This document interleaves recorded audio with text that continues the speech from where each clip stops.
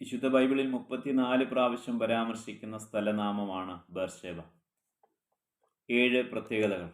ഒന്നാമത്തേത്, ഇസ്രായേലിൻ്റെ അതിരായിരുന്നു ബേർഷേബ. ദാൻ മുതൽ ബേർഷേബ വരെ എന്ന പദപ്രയോഗം നാം പഴയനിയമത്തിൽ പല പ്രാവശ്യം കാണുന്നുണ്ട്. ഉദാഹരണമായി ശൂമേലിനെ കുറിച്ച് വായിക്കുമ്പോൾ ശൂമേൽ ദാൻ മുതൽ ബേർഷേബ വരെ യഹോവയുടെ വിശ്വസ്ത പ്രവാചകൻ എന്ന് അറിയപ്പെട്ടു എന്ന് നാം വായിക്കുന്നു. ഇസ്രായേലിൻ്റെ ഒരറ്റം ദാനായിരുന്നു, മറ്റേ അറ്റം ബേർഷേബയായിരുന്നു. അതുകൊണ്ട് ഇസ്രായേലിനെ മുഴുവനായി കുറിക്കുവാൻ ദാൻ മുതൽ ബേർഷേബ വരെ എന്ന പദപ്രയോഗം ഉപയോഗിച്ചിരുന്നു. രണ്ടാമത്തെ പ്രത്യേകത, പൂർവ്വപിതാക്കന്മാരുമായി വളരെ ബന്ധമുള്ള സ്ഥലമായിരുന്നു ബേർഷേബ. അബ്രഹാം അബീമേലെക്കുമായിട്ട് ഉടമ്പടി ചെയ്യുന്നത് ഈ സ്ഥലത്ത് വെച്ചാണ്. ആ ഉടമ്പടി അതിൻ്റെ പശ്ചാത്തലത്തിലാണ് ഈ സ്ഥലത്തിന് ബേർഷേബ എന്ന പേര് ലഭിക്കുന്നത്. ബേർഷേബ എന്ന വാക്ക് സത്യത്തിൻ്റെ ഉറവ, സത്യത്തിൻ്റെ കിണർ എന്ന അർത്ഥത്തിലാണ് ഉപയോഗിക്കുന്നത്. സത്യം, 7 എന്നിങ്ങനെ 2 വാക്കുകൾക്കും എബ്രായ ഭാഷയിൽ ഒരേ മൂലപദമാണ്. അതുകൊണ്ട് സത്യത്തിൻ്റെ കിണർ, 7ൻ്റെ കിണർ എന്ന അർത്ഥമാണ് ബേർഷേബ എന്ന വാക്കിന് ഉള്ളത്. അബ്രഹാം ഇസ്ഹാക്കിനെ യാഗമർപ്പിച്ച ശേഷം ബേർഷേബയിലാണ് പാർക്കുന്നത്. ഹാഗാറെ മകനുമായിട്ട് ഉഴന്നു നടന്നത് ബേർഷേബയിലാണ്. അപ്പോൾ ദൈവം ഉറവ കാണിച്ചു കൊടുക്കുന്നുണ്ട്. ഇസ്ഹാക്കും ബേർഷേബയിൽ വന്ന് പാർക്കുകയും അവിടെ യാഗമർപ്പിച്ച് ദൈവത്തെ ആരാധിക്കുകയും ചെയ്യുന്നുണ്ട്. യാക്കോബും മിസ്രൈമിലേക്കുള്ള യാത്രയിൽ ബേർഷേബയിൽ യാഗം അർപ്പിക്കുന്നുണ്ട്. ഇങ്ങനെ പൂർവ്വപിതാക്കന്മാരുമായിട്ട് ധാരാളം ബന്ധമുള്ള സ്ഥലം. മറ്റൊരു സവിശേഷത, ഇസ്രായേൽ ജനം തങ്ങളുടെ വാഗ്ദത്ത ഭൂമി അവകാശമായി നേടിയപ്പോൾ ബേർഷേബ ശിമിയോൻ ഗോത്രത്തിനാണ് ലഭിക്കുന്നത്. വേറൊരു പ്രത്യേകത, ഏലിയാവ് കർമ്മേൽ പർവ്വതത്തിൽ വലിയ ആത്മീയ വിജയം നേടിയ ശേഷം ഇസബേലിൻ്റെ ഭീഷണി കേട്ട് ഭയപ്പെട്ട് ഓടിച്ചെന്ന് ഒളിച്ചിരിക്കുന്നത് ബേർഷേബ മരുഭൂമിയിലാണ്. വെള്ളമുള്ളത് കൊണ്ട് ബേർഷേബയിൽ കുറ്റിച്ചെടികളും മരങ്ങളും ഒക്കെ വളർന്നിരുന്നു. അങ്ങനെ ഒരു ചൂരച്ചെടിയുടെ തണലിലാണ് ഏലിയാവ് ഭയന്ന് മറഞ്ഞ് വിശ്രമിക്കുന്നത്. ഞാൻ എൻ്റെ പിതാക്കന്മാരെക്കാൾ ഒട്ടും നല്ലവനല്ല, എന്നെ എടുത്തുകൊള്ളണമേ എന്ന് പറഞ്ഞ് ഉറങ്ങുന്നതും അവിടെയാണ്.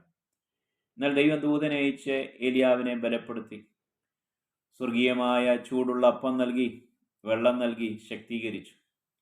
40 ദിവസം അതിൻ്റെ ബലം കൊണ്ട് ഹോരേബിലേക്ക് യാത്ര ചെയ്യുമാർ ഏലിയാവ് ബലപ്പെട്ടു.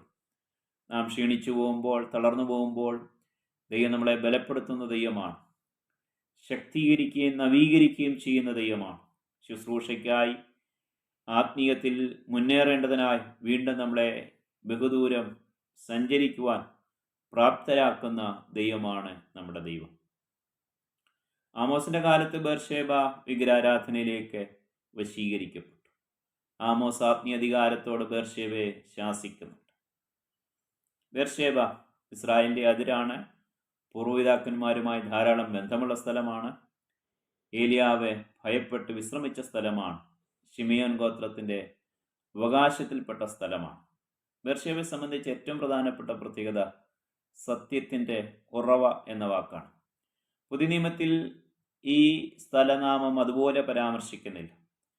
എന്നാൽ ഇതിൻ്റെ ഒരു പൊരുള് നമുക്ക് ക്രിസ്തുവിൻ്റെ ക്രൂശിൽ കാണുവാൻ കഴിയും. കർത്താവ് നമ്മളോട് ചെയ്ത ഒരു ഉടമ്പടി, അത് പുതിയ നിയമത്തിൻ്റെ ഉടമ്പടിയാണ്. പഴയ നിയമം പ്രവാചകരിൽ കൂടെ ദൈവം യഹൂദർക്കും അതുവഴി മാനവർക്കും നൽകിയെങ്കിൽ പുതിയ നിയമം ദൈവപുത്രനായ ക്രിസ്തു നേരിട്ട് വന്ന് നമുക്ക് നൽകി. നിയമകർത്താവിൻ്റെ മരണത്തിൽ കൂടെ ഉറപ്പിക്കപ്പെട്ട നിയമമാണ് പുതിയ നിയമം. പുതിയ നിയമത്തിൻ്റെ നായകനായിരിക്കുന്ന യേശു തൻ്റെ രക്തം നമുക്ക് വേണ്ടി ക്രൂശിൽ ഒഴുക്കി. അങ്ങനെ തുറക്കപ്പെട്ട ഉറവ ഇന്നും വറ്റാതെ ഒഴുകിക്കൊണ്ടിരിക്കുകയാണ്. വളരെ അതുല്യമായൊരു ഉറവ. ഏത് മനുഷ്യൻ്റെയും ഏത് കഠിന പാപങ്ങളും പോക്കി ശുദ്ധീകരിച്ച് അവനെ ദൈവദൃഷ്ടിയിൽ ഒരു പുതിയ മനുഷ്യനാക്കി തീർക്കുവാൻ പര്യാപ്തമായ യേശുക്രിസ്തുവിൻ്റെ പരിശുദ്ധ രക്തത്തിൻ്റെ ഉറവ. ഏതൊരു മനുഷ്യനും വേണ്ട ശുദ്ധീകരണം യേശുക്രിസ്തുവിൻ്റെ ക്രൂശിൽ തുറന്ന ആ ഉറവയിൽ കൂടെ ലഭ്യമാണ്. നമ്മുടെ സകല പാപങ്ങളും പോക്കി ശുദ്ധീകരിക്കുന്ന യേശുവിൻ്റെ പരിശുദ്ധ രക്തത്തിൻ്റെ ഉറവ ഇന്നും വറ്റിപ്പോയിട്ടില്ല. ശ്രേഷ്ഠതയേറിയ നിയമങ്ങളിൽ അടിസ്ഥാനപ്പെട്ട നിയമമാണ് പുതിയ നിയമം. മാറ്റം വരാത്ത നിയമമാണ് പുതിയ നിയമം. ജീർണിക്കാത്ത നിയമമാണ് പുതിയ നിയമം. പൂർണ്ണതയുള്ള നിയമമാണ് പുതിയ നിയമം.